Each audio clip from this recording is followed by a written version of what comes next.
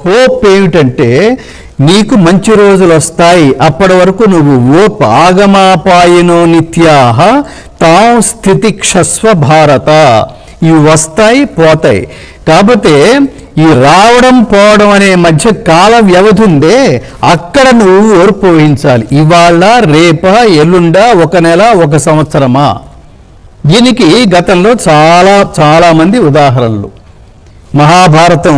మహాభారతం సారాంశంలాగా కనిపిస్తుంది కదా మనకి. భీష్మ పర్వంలో భగవద్గీత పాపం వాళ్ళని 13 సంవత్సరాలు, అది వాళ్ళ కష్టాలతో కంపేర్ చేస్తే, పాండవులు అనుభవించిన కష్టాలతో పోలిస్తే అసలు మనం ఏమిటి, ఎంత? వాళ్ళు పైగా మహారాజులు. అంత ఆనందం, అంత భోగం అనుభవించే వాళ్ళకి 13 సంవత్సరాలు ఒక అమావాస్యలాగా గడిచిన 13 సంవత్సరాల అమావాస్యను భరించారా? వాళ్ళతో పోలిస్తే మనం ఎంత? సీతారాములు అరణ్యవాసం చేస్తే వాళ్ళతో పోలిస్తే మన కష్టం ఎంత?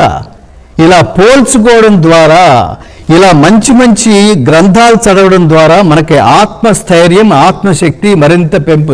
చాలామందికి చిన్న కష్టం వస్తే ఆత్మహత్య చేసుకోవాలని వెంటనే ఆలోచన రావడానికి కారణం ఏమిటంటే, చాలామంది ఆత్మహత్యలు కూడా చేసుకోవడానికి కారణం ఏమిటంటే, జీవిత ప్రారంభం నుంచి ఇలాంటి గ్రంథాలు, ఇలాంటి విద్యలు స్కూల్స్లో కానీ, పాఠశాలలో కానీ, ఇళ్లల్లో కానీ చెప్పకపోవడమే. మనకి ప్రాణం తృణప్రాయం అని భావించే దేశం భారతదేశం. అలాగే చాలామంది నేను బతకను, నేను చచ్చిపోతా అంటుంటాడు వాడు. చచ్చిపోతాననేవాడికి ఒక సందేశం ఏమండి, చచ్చిపోరా, అందులో ఏమీ తప్పేం లేదు, చచ్చిపో. కానీ చచ్చిపోతా అని సాధించకు, ఏదో ఒకటి సాధించాక చచ్చిపో అని చెప్పాలి. ప్రపంచానికి give back to the society, తిరిగి సమాజానికి ఏదో ఇచ్చేంత వరకు బతుకుండు, ఇచ్చిన తర్వాతే పో. అప్పుడు లోకం నిన్ను మాట్లాడుకుంటుంది, నిన్ను కన్న తల్లిదండ్రులు ఆనందిస్తారు. మన అల్టిమేట్ గోల్ ఏమిటంటే, మన మొదటి లెవెల్లో మన తల్లిదండ్రులను సంతోషపెట్టడం, ఏదో ఒకటి చేసి ప్రపంచానికి ఏదో ఒకటి చేస్తున్నప్పుడు ప్రపంచం అంతా ఆనందించి నిన్ను తోసుకుంటూ వెళ్ళి తల్లిదండ్రుల దగ్గరికి వెళ్ళి, ఎంత గొప్ప కొడుకును కన్నావు తల్లి, ఎంత గొప్ప కూతుర్ని కన్నావు తల్లి అంటుంటే వాళ్ళు పడే ఆనందం ఉందే, ఆ తర్వాత నీ ఇష్టం, ఏ నిర్ణయం అనేది తీసుకో నువ్వు. తద్వారా పరమాత్మ మనని ఆశీర్వదిస్తాడు. అంతే తప్ప ఉదయం లేచిన దగ్గర నుంచి సాయంత్రం ఇంటికి వచ్చేంత వరకు నాకేమిటి అనే బతుకులు బతికితే అది మిగతా క్రిమి కీటకాదులు, పశుపక్ష్యాదులతో సమానం అని భగవద్గీత స్పష్టం చేస్తుంది. కాబట్టి భగవద్గీత మహాత్మ్యం ఏమిటంటే, ఇది సర్వాభీష్టప్రదాయకము, నీ కోరికలను తీర్చే కల్పవృక్షం. ఇది కోరికలను తీర్చే కల్పవృక్షం. ఎప్పుడు కోరికలను తీరుస్తుంది? నువ్వు సత్కర్మ చేయటం ద్వారా, మంచి పనులు చేయటం ద్వారా, సమాజానికి సమాజ హితం కోసం పనిచేయడం ద్వారా, ధర్మస్థాపన చేసే విధంగా నువ్వు కర్మల్ని ఆచరించడం ద్వారా నిన్ను భగవద్గీత ఆశీర్వదిస్తుంది. భగవద్గీతకి 2 గొప్ప క్వాలిఫికేషన్స్ ఏమిటంటే, పరమాత్మ చెప్తాడు, ఇది సర్వాభీష్ట ప్రదాయకము, సకలారిష్ట నివారకము. మనకి శారీరక మానసిక రుగ్మతలు ఏవైతే ఉన్నాయో భగవద్గీత చదివితే అవన్నీ తొలగిపోతాయి. నేను ఊరికే చెప్పటం కాదు, ఏదో పుస్తకం చదివి చెప్పటం కాదు, దానికి నేనే ఉదాహరణ.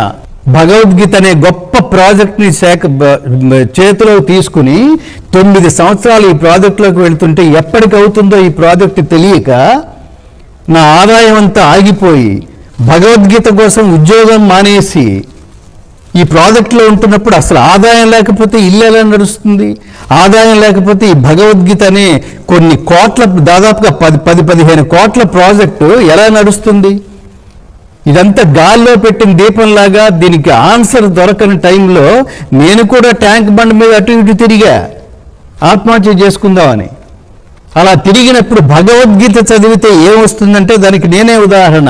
అలా తిరుగుతున్నప్పుడు భగవద్గీతలోనే ఒక్కొక్క శ్లోకం నా ముందు పరమాత్మ రూపంలో నిలబడి ఆశీర్వదిస్తూ, ఇదేంటారు, నిన్నే కదా పాడావు, నిన్నే కదా చెప్పావు ఈ శ్లోకం, పార్థ నైవేహనాముత్ర వినాశస్తస్య విద్యతే నహి కళ్యాణకృత కశ్చిత్ దుర్గతిం తాత గచ్చతే అని బాగా పాడావు కదా. మరి ఇప్పుడేమిటి దాని అర్థం తెలుసుకుని కూడా ఇప్పుడేమిటి ఈ ఆలోచన ఏమిటి? ఉద్ధరేదాత్మనాత్మానం నాత్మానం అవసాదయేత్ ఆత్మైవైహాత్మనో బంధు ఆత్మైవ రిపురాత్మనః.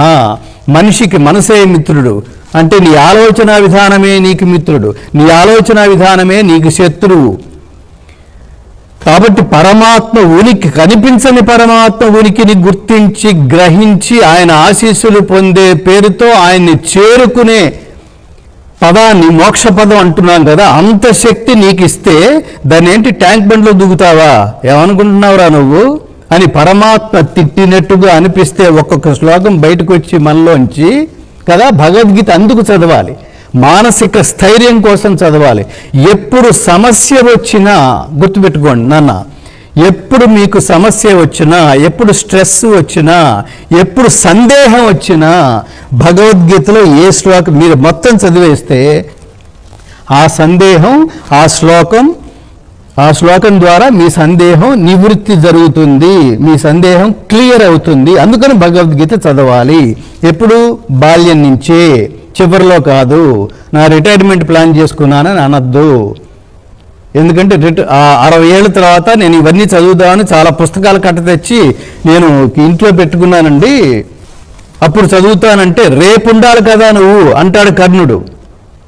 ఎందుకు వెంటనే ఆలోచన రాగానే అవతల వాడు అర్థించగానే వెంటనే ఎందుకు దానం చేసేస్తాడంటే, నేను ఆల్రెడీ భోజనం చేస్తున్నాను, ఎవడో దానం చేయడానికి వచ్చాడు. దానం అంటే అర్థం ఏమిటంటే మనలో దాన గుణం ఉందో లేదో తెలుసుకోవడం కోసం పరమాత్మ మనలో చెక్ చేయడం కోసం, గుర్తుపెట్టుకోండి, మనలో దాన గుణం ఎంత ఉందో చెక్ చేయడం కోసం పరమాత్మ మన ఇంటి ముందుకి పంపించేవాడే బిచ్చగాడు.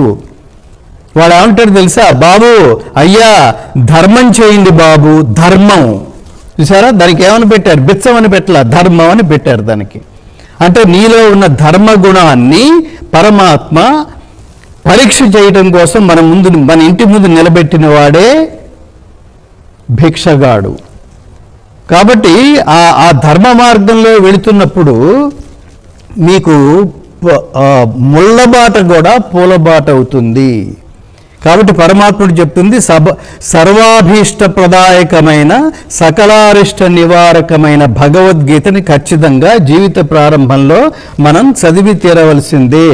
కాబట్టి రేపు జీవితం ఏమిటో తెలియదు, ఎన్ని కరోనాలు దాటుకుంటే మనం ముందుకు వెళ్తామో తెలియదు.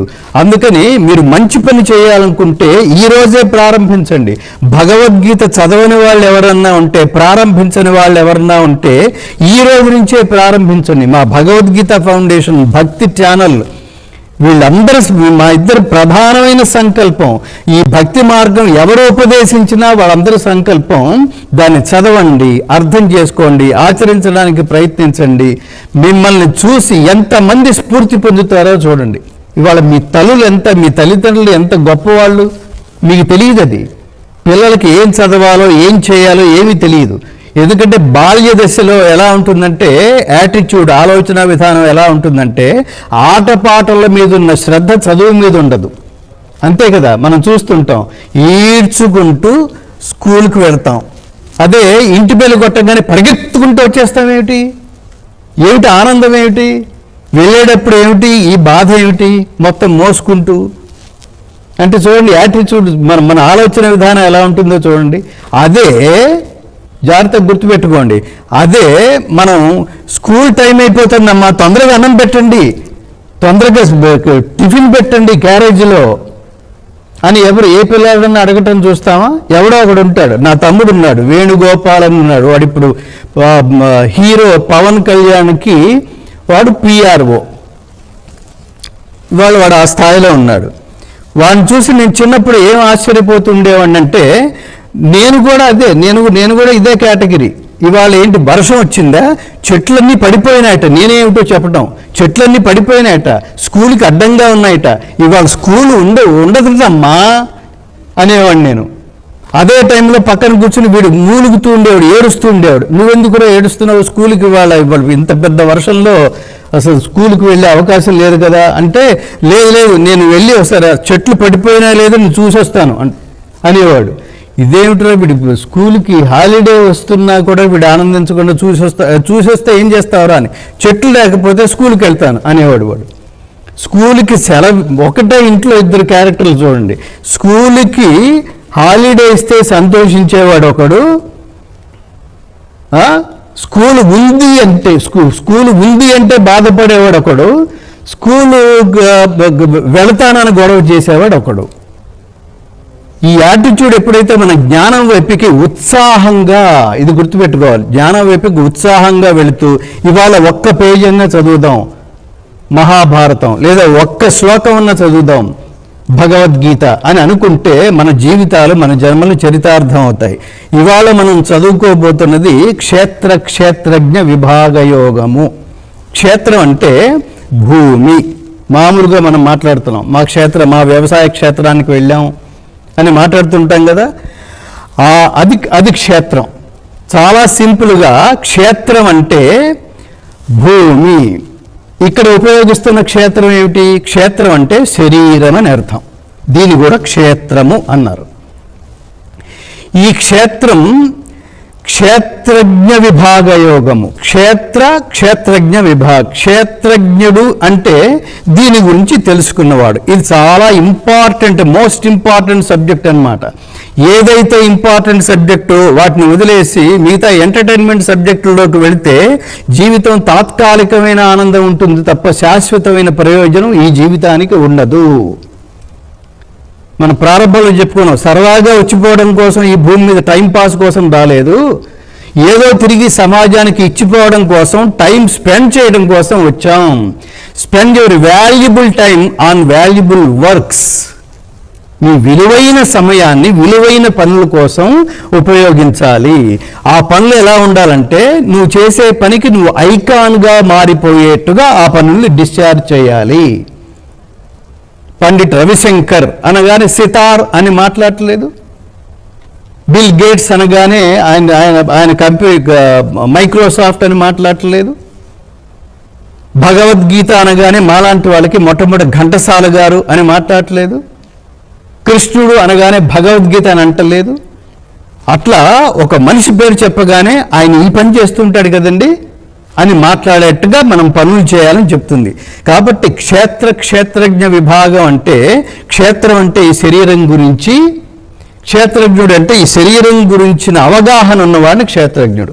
క్షేత్రం అంటే ఈ శరీరము, క్షేత్రజ్ఞుడు అంటే దీని గురించి తెలిసినవాడు.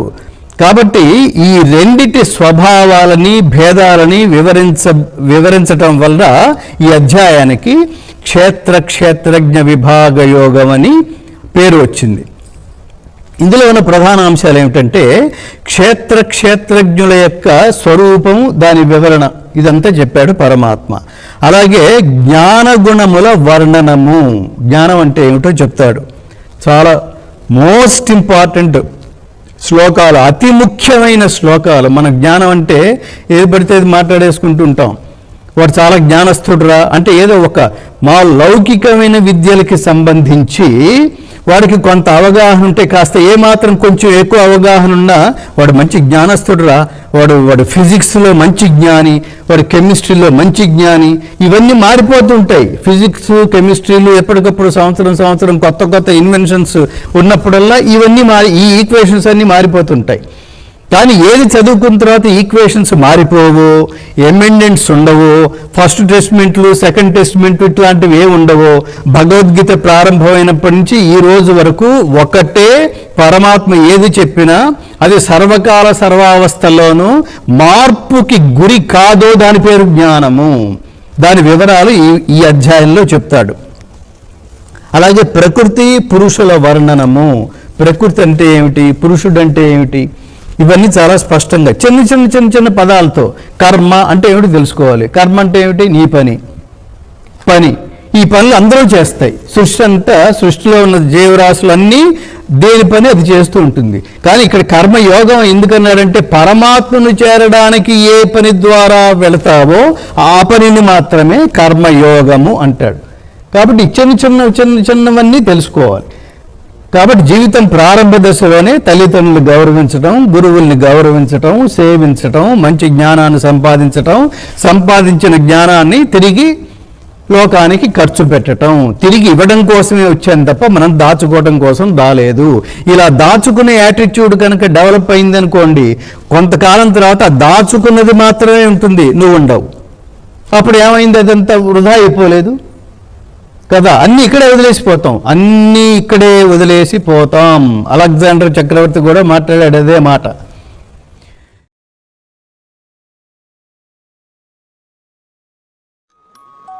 బీసీఎస్ ఛానల్ లైక్ చేయండి మరియు సబ్స్క్రైబ్ చేయండి.